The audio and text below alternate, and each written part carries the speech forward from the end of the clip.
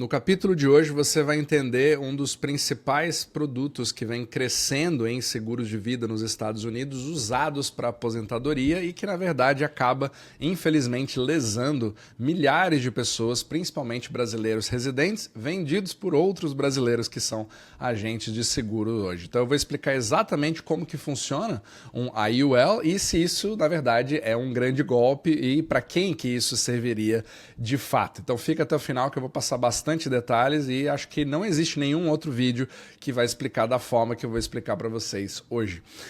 Então, primeiramente, a gente tem que entender aqui o formato, né, desse tipo de produto que você vai ver, né, para brasileiros. Então, primeiro a gente tem que entender o contexto dos brasileiros que estão hoje, né, nos Estados Unidos e por que que isso vem sendo oferecido, talvez da forma incorreta, né? Isso acaba lesando se você não fizer exatamente da forma que deveria.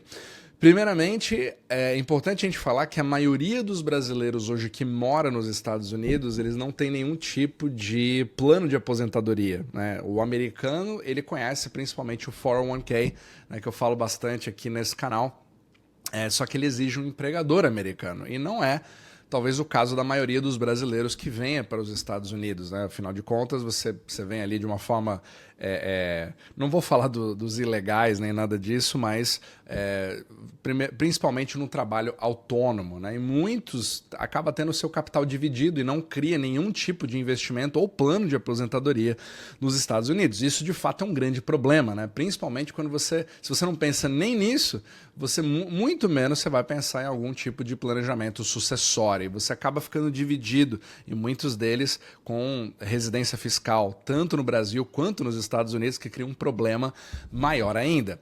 É aí que, nessa vulnerabilidade, entra o grande problema, né? Então, assim, você deveria ter um plano correto de aposentadoria. Só que explorando essa dor, você vê hoje uma quantidade muito grande de agentes vendendo seguro de vida como essa solução. Só que aqui é importante a gente entender, né? Você acaba criando uma grande aversão a isso, muitos chegam e falam assim, não, a partir do momento que ele vem me oferecendo algum seguro de vida, eu já quero fugir imediatamente porque existe algum golpe aí. Mas você precisa entender exatamente como que esse golpe funciona. Significa que o seguro de vida é um grande golpe?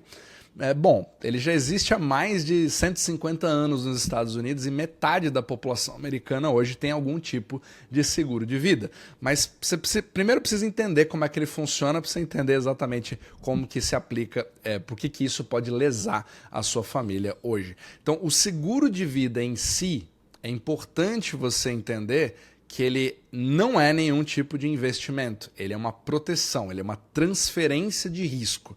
Então, hoje, seguros, eles são praticamente a base do sistema financeiro e monetário, não somente dos Estados Unidos ou mesmo global, porque até instituições financeiras como bancos têm parte dos seus depósitos em seguros de vida, né? Muitos não sabem disso. Por quê? Porque ele simplesmente investe o seu dinheiro dentro de instrumentos que são bastante seguros, como T-bills, né, que é dívida americana de curto prazo, etc., para ter aquele seu juro fixo, a famosa renda fixa americana.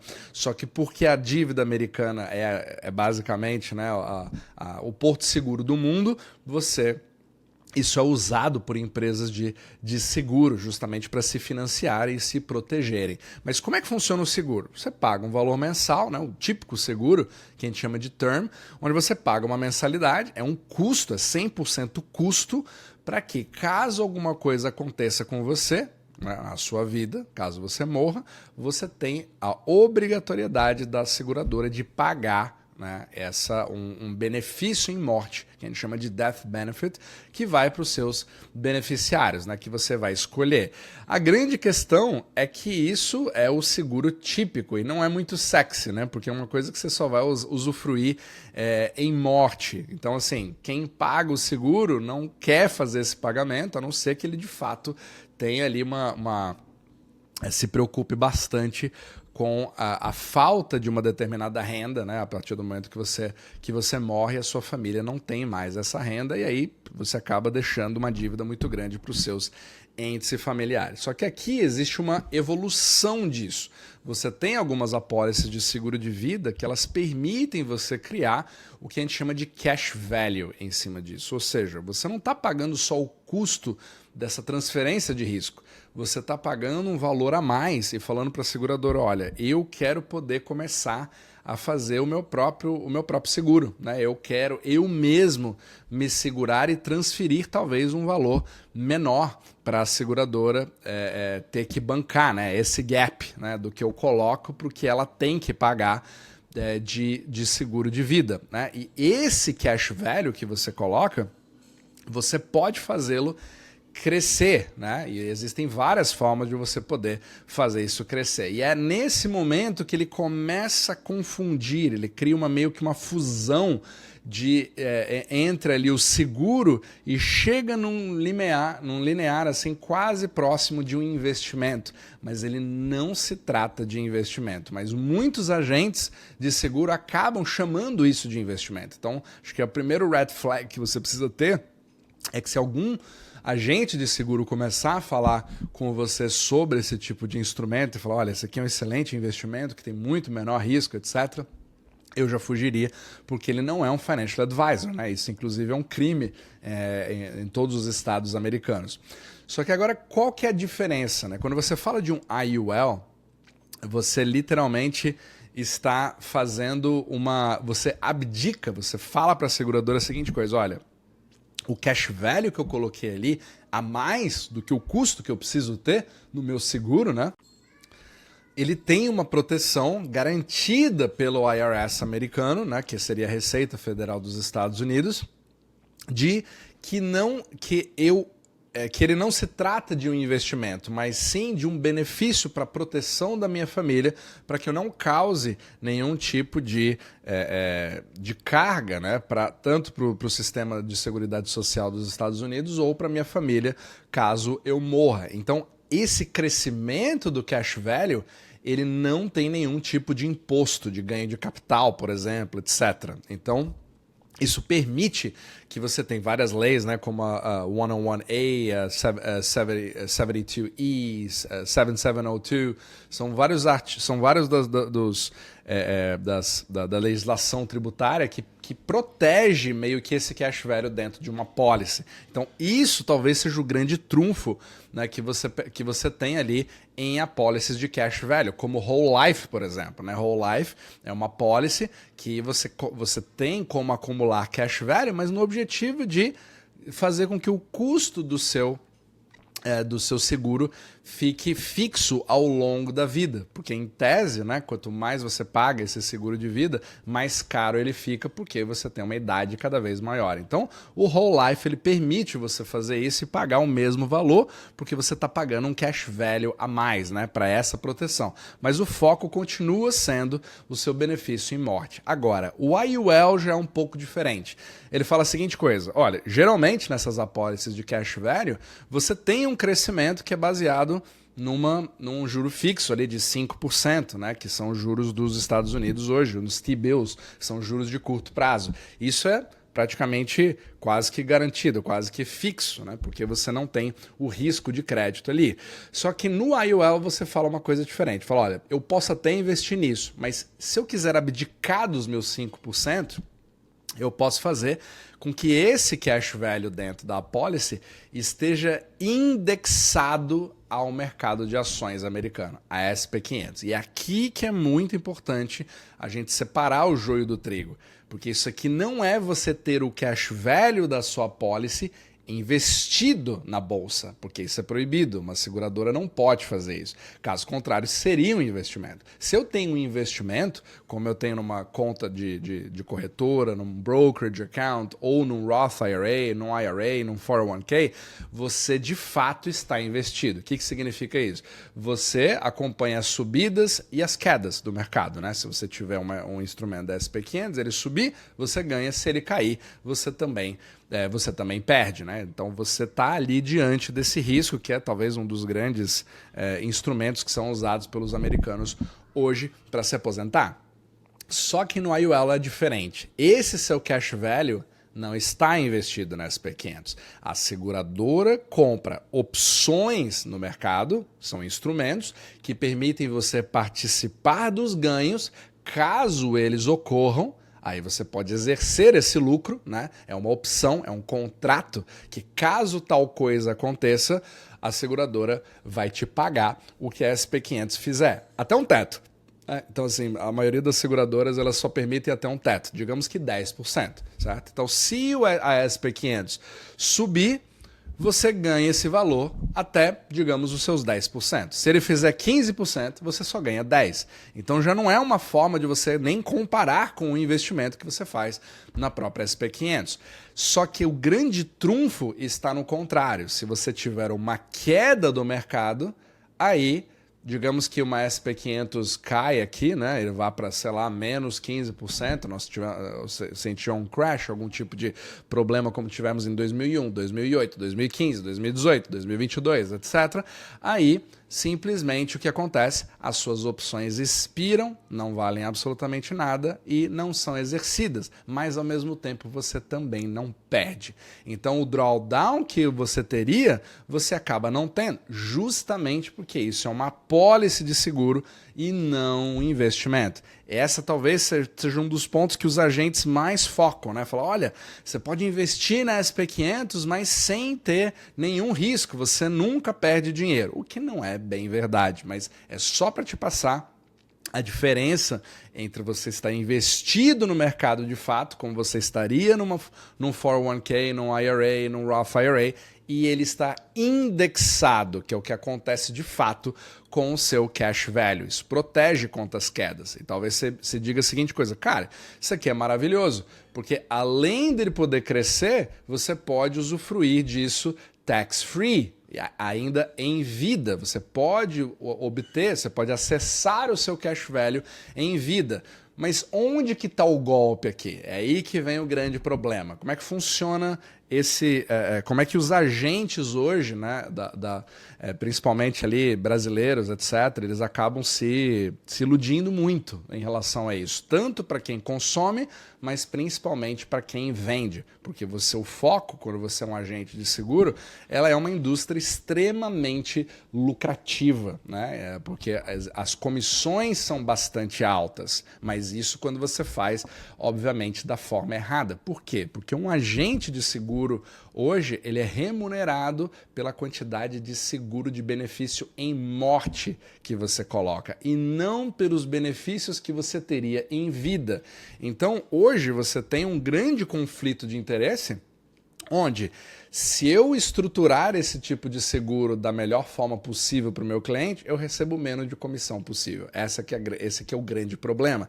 Então, muitos dos agentes de seguro, eles acabam pensando da forma completamente errada. Então, então, assim, o grande problema é o seguinte, quando você vê que 99% dos agentes, eles focam nisso, né? Eles querem, às vezes, eu vou dar um exemplo aqui, você pega um tipo de seguro, como é que é o pensamento de um agente de seguro que está a fim de ganhar dinheiro, né? Ele vende um IUL e fala, olha, eu vou vender isso aqui para você com uma fórmula mágica, tax-free, ele vai crescer ao longo do tempo, cresce com SP500 e ao mesmo tempo você tem um certo benefício para sua família caso alguma coisa aconteça. Só que ele configura com os custos de seguro bem maior do que eles deveriam ser. E aí é aí que entra a comissão dele. Então muitos pensam assim, se eu vou vender um seguro para você de $100 por mês, a gente multiplica isso por 12, daria $1.200 por ano, e a seguradora adianta esse valor para o agente. Então ele te vende uma coisa que você está pagando $100 por mês e ele recebe uma comissão de $1.200. A gente chama isso de Target Premium. Isso seria quase como a venda de um seguro normal, né, que você faz. Então é mais ou menos assim que funciona. Existe até esse adiantamento. E assim você consegue fazer com que pessoas ganhem muito dinheiro. Só que o problema desse pensamento é que você está configurando da forma completamente errada. O golpe está aí. Então, quando você tiver qualquer tipo de agente de seguro que está te vendendo esse IUL e pensando dessa forma, você precisa, obviamente, ter uma série de perguntas para entender se o cash value que você está colocando é muito menor ou está sendo usado muito mais para pagar o seguro e a sua comissão do que, de fato, você ter alguma coisa que vai crescer. Aí os anos passam e você chega um momento que você vê que o seu cash não está crescendo e que talvez demore 15, 20 anos para que você recupere, né? Você tenha dentro da apólice aquilo que você colocou. E obviamente que nenhuma apólice estruturada da forma correta vai funcionar dessa forma. Agora, o grande segredo é que o IUL em si não é um produto de prateleira pronto. Ele é vendido dessa forma. Esse é que é o pior. Ele é muito vendido, inclusive, para agentes. Hoje você tem empresas que fazem literalmente marketing multinível em cima disso. Eles recrutam pessoas para que eles vendam a IUL da forma mais rápida possível e tenham as suas comissões.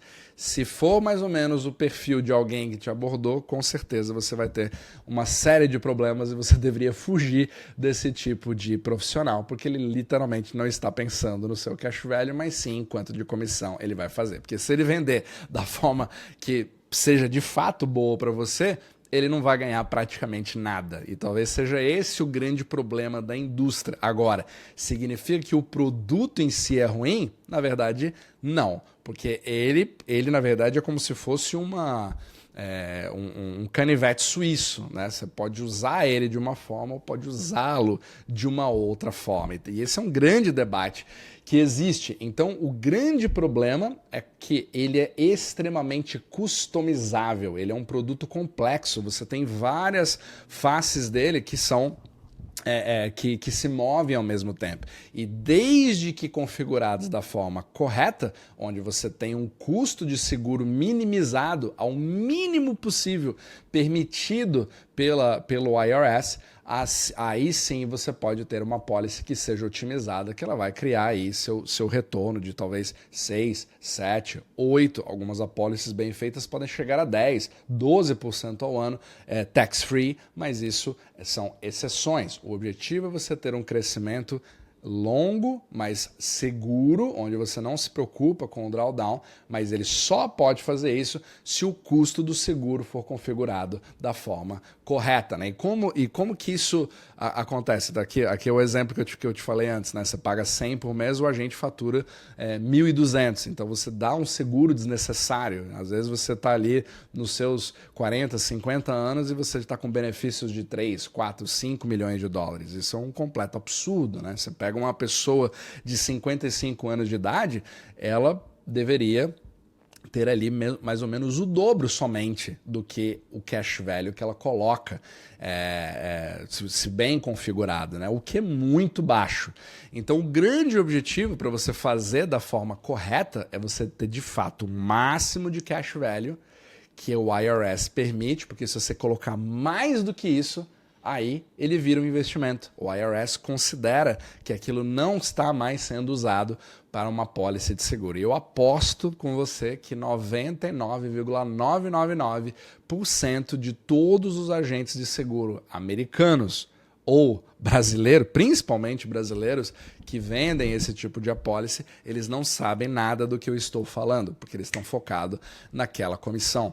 Então, vamos lá, vou pegar um exemplo real de um cliente aqui de 55 anos. Né? Geralmente, esse tipo de apólice, ele é focado em você tentar otimizar determinados ativos. Então, digamos que você tem ali 100 mil dólares ou 500 mil dólares que você já tem em algum lugar, às vezes você está pagando muito imposto em cima disso, às vezes ele não está girando nada para você e você cria uma apólice otimizada para abarcar exatamente esse valor. Então você não vai ficar pagando durante 20, 30, 40 anos uma apólice. Você vai simplesmente tentar colocar o mais rapidamente possível esse valor. Eu não estou dizendo que ele precisa ser $500 mil, pode ser 100 mil, pode ser 20 mil. Ele é um pouco diferente, né? Não existe limite de quanto você pode colocar num IUL para fazer essa otimização. Então ele já se contrasta ali com o Roth IRA, né? Se você quiser colocar o Roth IRA, você só pode colocar $7.500 todos os anos. Eu já fiz capítulos anteriores explicando do Roth IRA, ele é uma conta maravilhosa, mas ele não se aplica, né, para todo mundo, principalmente quando você já tem o capital. E se eu quiser colocar 500 mil num Roth IRA, eu não consigo, não dá tempo de abarcar esse valor, porque eu só tenho 7.500 todos os anos, eu pagaria com o meu tempo. Então o IUL permite você poder colocar isso e nem de uma vez só, né? Então você tem que dividir ali em pelo menos 5 anos ou 4 anos e um dia, se você quiser otimizar da melhor forma possível para poder abarcar esse valor. Então digamos que você tenha $500 mil, você tem que rachar em 5 vezes de $100 mil por ano, com o mínimo de seguro possível para abarcar esse valor. Geralmente, para um cliente de 55 anos, dependendo da sua idade, etc., ele fica aproximadamente em $1 milhão. Então, $1 milhão é um death benefit muito pequeno, é minúsculo para alguém que quer colocar $500 mil em uma policy. Então, esse custo do seguro ele fica cada vez menor ao longo do tempo. E eu vou repetir para você, geralmente seguros de vida, e se você assistir qualquer vídeo que fale sobre IUL, ele vai falar para você, olha, o grande problema do IUL é que você cai nos custos, e eu concordo com você. Se você tiver um agente de seguro que está focado na comissão dele, esse custo vai aumentar ao longo do tempo e vai comer do seu cash value e vai chegar em algum momento que você vai ver que você tem menos do que você colocou. E isso é típico de uma policy que foi mal construída. Agora, quando você otimiza ao máximo de cash value para o mínimo permitido pelo IRS, que vai pagar também o mínimo de comissão, que não interessa a nenhum tipo de agente, né? Trabalhar por tanto e ganhar quase nada para poder fazer isso, você acaba esmagando os custos e ele permite que o seu cash value vai crescendo indexado a SP500. Esse é o segredo. E não é só baseado no cash value. Tem uma série de configurações que você faz na hora de ilustrar e configurar, né, que a gente chama de ilustração, quando um agente de seguros vai fazer isso. Você permite que esse cash value possa ir crescendo, tendo uma certa tranquilidade para que depois de 4 anos e um dia você tenha ali abarcado os seus 500 mil. Então, nesse exato momento, o risco que a seguradora tem nesse exemplo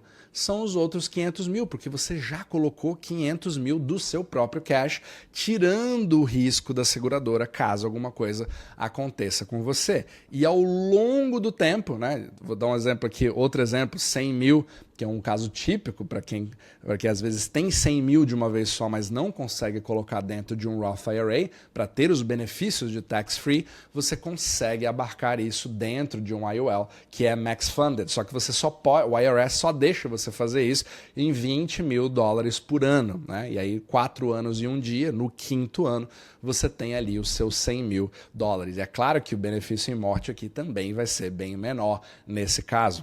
Então aqui é que você consegue explorar o máximo possível, desde que configurado da forma correta, esses 100 mil conseguem ir crescendo para que o grande objetivo é que se você pegar o percentual, o retorno, né, interno dessa policy, se você fosse ver como investimento, mas lembrando, ele não é investimento, você consegue ali um custo máximo de seguro ao longo dos anos de 1%, que é mais ou menos o que você hoje pagaria para um financial advisor, por exemplo, se você tivesse. Então, se a sua policy faz 8%, você ganharia 7 líquido. Se você faz 10, você ganha 9. Se você faz 11, você ganha 10. Se você faz 15, você ganha 14. Entre vários exemplos, dependendo de cada seguradora. Cada seguradora tem um custo diferente, por isso que o agente que sabe o que ele está fazendo, ele vai ver exatamente o tipo de seguradora que vai permitir. Só que muitos desses agentes, 99,9%, não tem a menor ideia do que eu estou falando, porque,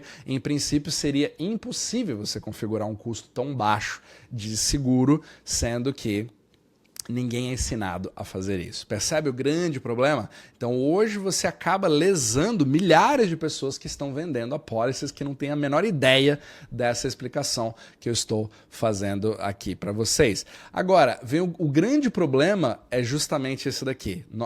Quase todos os brasileiros hoje que estão sendo enganados, né, que estão sendo vendidos seguros e não têm a menor ideia do que eles estão fazendo, eles têm um design dessa apólice que maximiza a comissão do agente. O custo do seguro, nossa, muitas pessoas eu vejo com 4, 5, 10 vezes mais seguro do que deveriam, e não é isso que eles contrataram na hora de fazer um planejamento, etc., financeiro para sua família, etc. E aí o crescimento do cash value é bastante lento, ou até drenado, e ele pode até expirar, ele pode até, o que a gente chama de lapsar, né? Quando você não tem cash value mais para bancar o custo, para manter a sua pólice viva, acontece com bastante gente, principalmente quando o custo é muito alto, né? Então o risco de lapso. Agora, quando você faz da forma correta, você consegue calcular exatamente o corredor para chegar no limite do mínimo exigido pelo IRS de custo do seguro. Aí sim você consegue ter um tipo de apólice mais sustentável. Agora, esse tipo de produto, mesmo que bem configurado, é para todo mundo? A resposta é não. E o grande problema que eu vejo, que talvez seja a maior parte acho que o principal golpe é o que a gente chama de suitability, ou seja, você como um agente financeiro, principalmente como financial advisor, você precisa entender se a recomendação do instrumento que você está dando, ele é de fato cabível para aquela pessoa que você está oferecendo. Porque se eu tenho hoje uma pessoa que acabou de chegar nos Estados Unidos, etc., falou, cara, eu consigo juntar, talvez no mês eu consiga juntar $500, $1.000, $800, etc., mas não é garantido. Tem mês que eu posso fazer isso, tem mês que eu não posso fazer isso. Eu vou usar um IUL? Não, você não vai usar um IUL. Principalmente para quem não tem absolutamente nada.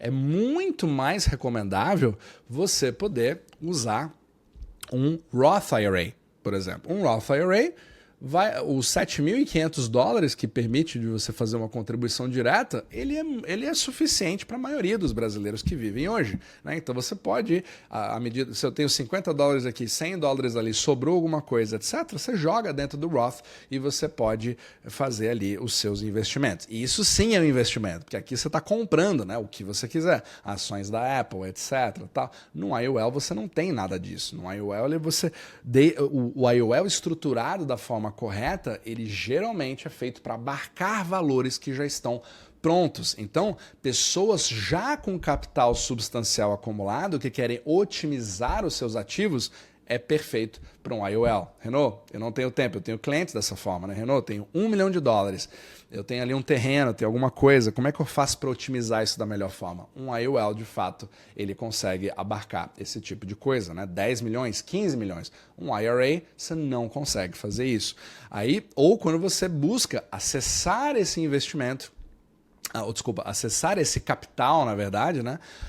Tem uma outra vantagem do IUL, diferente de um Roth IRA, é que o Roth IRA você precisa, se você quiser usufruir dele, você precisa vender os seus ativos, você precisa queimar parte do seu principal. O IUL não. O IUL você consegue acessar esse capital via empréstimos, né? Eu tenho outros capítulos que eu vou falar sobre isso. Então, o acesso do seu capital, o principal continua crescendo, indexado na SP500, sem risco de queda, e você, ao mesmo tempo, consegue usufruir disso tax-free nos Estados Unidos. Famílias de alto porte, né, de high net worth, todas têm ali algum tipo de apólice nesse sentido. Agora, você vai fazer isso para 100% do seu portfólio? Claro que não, óbvio que não. Você nunca pode extrapolar mais do que 30% do seu capital, né? Se você tiver $1 milhão, não faz sentido você ter um IUL de $1 milhão. Você precisa ter no máximo 300 mil, mas ainda recomendaria valores menores. Por quê? Porque ele é parte da sua estratégia. Ele é uma das ferramentas que, em conjunto com o Roth IRA, ou uma conta de brokerage, ou um traditional IRA, seja lá qual for a sua estratégia, aí sim você vai saber de onde vai gerar essa liquidez para o momento investimento que você precisa, mas essa estratégia precisa ser conversada, né? Um instrumento conversa com o outro. Então, quem de fato faz isso da forma correta, né? Como o Family Office, como a gente faz na Omnimacro, você com certeza tem você precisa ter essa visão holística. Agora, se você por acaso tiver hoje e falar, meu Deus do céu, caí num golpe do IOL, me venderam isso daqui, ela já está em vigor, não se desespere. Você não precisa necessariamente desfazer-se disso. A gente pode fazer uma revisão gratuita, né? Você pode chamar a gente aqui pelo WhatsApp, a gente pode fazer uma revisão gratuita para ver se de fato você foi enganado ou não, ou se tem uma forma de poder consertar, ou mesmo fazer uma alocação mais inteligente desse seu capital. Então, pessoal, esse ficou um vídeo mais comprido. Espero que isso possa ajudar vocês a entender, né? Porque ao mesmo tempo a gente vê ali os poucos vídeos que você vê em língua portuguesa simplesmente fala, olha, fuja de seguro de vida porque é literalmente um golpe e isso não pode ser mais longe da verdade. Mas a forma que isso é vendido, esse é o grande problema. E isso acontece demais na comunidade brasileira, principalmente com agentes brasileiros tentando fazer o sonho americano, né, com o máximo de comissão possível, mas lesando várias pessoas no meio do caminho. E se você tiver sido, né, uma vítima desse tipo de vendedor, você pode acionar a própria agência, né, ou a própria seguradora que fez essa policy, e isso mostra a má fé do agente, que pode ter ali sanções em cima dele, ele tem que devolver as comissões, etc. Pode inclusive perder a sua licença porque ele não fez o teste de suitability para saber se aquela policy de fato está condizente com o que você precisa fazer. Mas qualquer dúvida, você pode nos chamar aqui e espero que isso possa ter ajudado a comunidade de brasileiros nos Estados Unidos hoje.